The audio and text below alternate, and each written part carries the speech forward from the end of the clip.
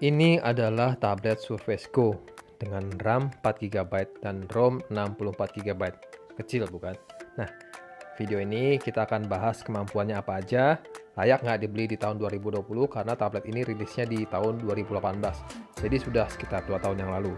Kita akan bahas juga kelebihan dan kekurangannya apa aja, dan sebenarnya tablet ini cocoknya untuk siapa. Simak terus videonya sampai selesai. Oke bro?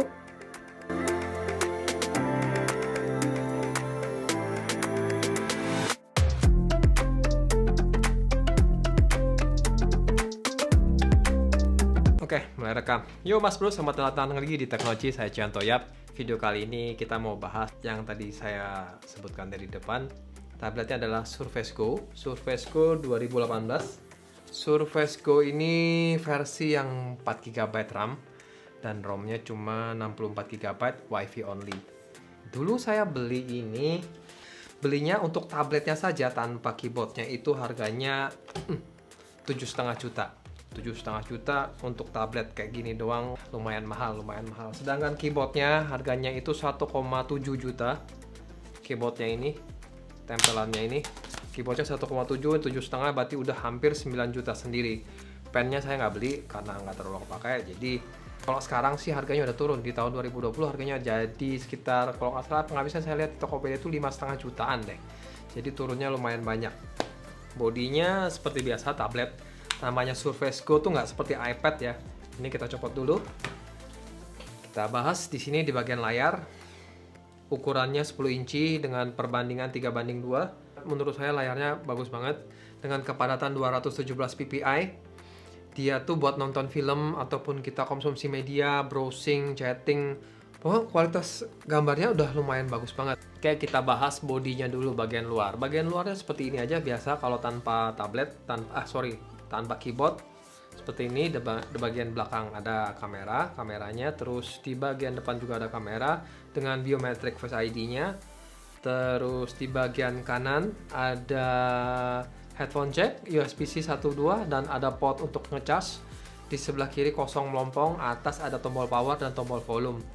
Sedangkan di bagian bawah ada 8 pin untuk connect dengan keyboardnya. Tampilannya elegan, logo Windows di belakang, dan ada kaki untuk biar dia bisa berdiri, engselnya gitu. Engselnya ini bisa kita buka sampai tekukannya sampai paling rendah sekalipun, dan saya kira engselnya ini kuat banget, nggak gampang longgar. Bahannya kan aluminium ya, chipset catnya silver, jadi disarankan waktu kita bawa ini pun pakai case-nya, maksudnya kayak pouch gitu, biar nggak tergores-gores dengan peralatan kita yang lain. Karena punya saya ini sudah ada baretan-baretan di sisi sebelah sini, kelihatan nggak tuh? Pokoknya di sebelah sini sama di sini tuh udah lecet-lecet baret. Di bagian depan itu ada speakernya stereo kiri dan kanan di bagian pojok kiri bagian atas ini. Ini kan speakernya di kiri sama kanan. Ini suara speakernya tuh lebih baik ketimbang tablet yang kalau speakernya tuh di samping keluarnya suaranya dari di bawah gitu di samping sini. Ini speakernya tuh menghadap ke depan kiri dan kanan. Jadi waktu kita konsumsi media seperti nonton film ataupun dengerin musik itu lebih bagus suaranya. Terus baterainya tuh nggak terlalu gede sih, baterainya 3411 mAh doang, tapi menurut saya cukup sekitar 4-5 jam pemakaian pribadi saya selama ini. Dan di bagian belakang itu ada, ini waktu kita buka ya, di bagian belakang ada port untuk micro SD card. Prosesornya cuma Pentium Gold 4415Y, itu 1,6 GHz. Spek itu rendah sih, tapi untuk tablet ini, mini laptop ini, saya bilangnya mini laptop karena lebih ke mini laptop ketimbang tablet, lumayan cukup kencang untuk menjalankan program-program seperti ya standar aja, browsing, kita email dan lain-lain, itu lumayan cukup kencang. Surface Go ini menggunakan Windows 10 S Mode. Fungsinya kenapa sih pakai S Mode? Biar tablet ini ringan dalam setiap aplikasi pekerjaannya. Jadi aplikasi-aplikasi yang disarankan untuk tablet ini udah dispesifik khusus di store itu. Jadi tablet ini nggak terlalu berat kerjanya. Nah, kalau Mas Bro mau nanya, bisa buat main game nggak ini tablet? Nggak bisa main game.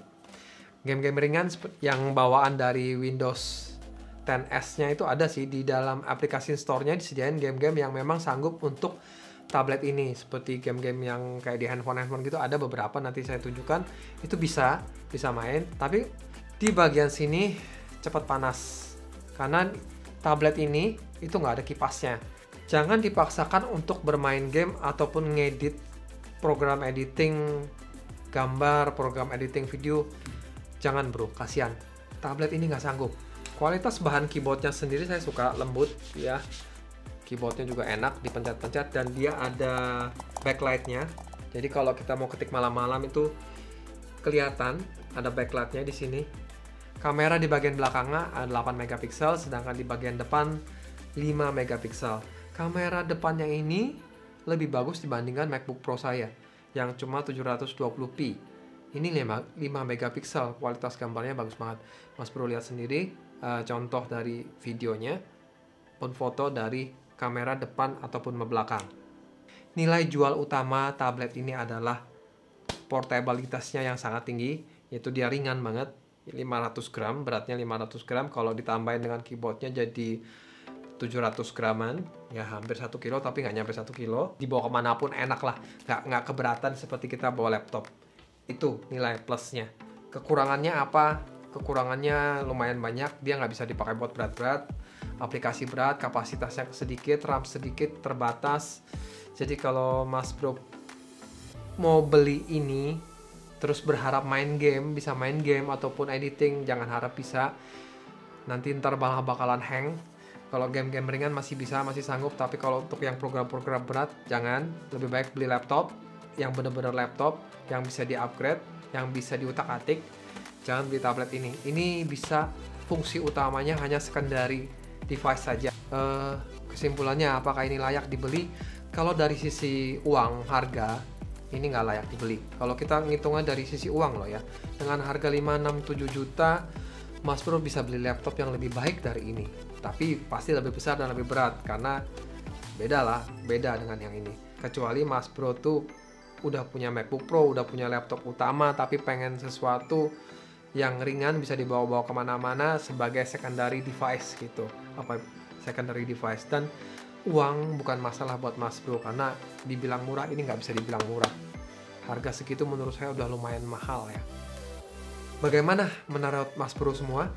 Mas Bro apakah pernah pakai juga tablet ini? Gimana pendapat Mas Bro selama pakai itu? Tulis di kolom komentar. Dan jangan lupa subscribe ke channel ini. Klik like atau dislike, terserah Mas Bro. Kalau suka di like, kalau nggak suka di dislike, monggo silahkan. Dan jangan lupa nyalakan lonceng notifikasinya biar apabila ada video baru langsung dapat notif, jadi bisa langsung nonton. Jangan lupa subscribe ya bro, untuk mendukung channel ini lebih baik lagi ke depan. Terima kasih banget yang udah subscribe. Yang belum subscribe jangan lupa subscribe. Thank you so much. Semoga video ini menghibur dan stay safe. Indonesia pasti bebas dari corona. Please don't talk about me when I'm gone. Oh honey, though our friendship ceases from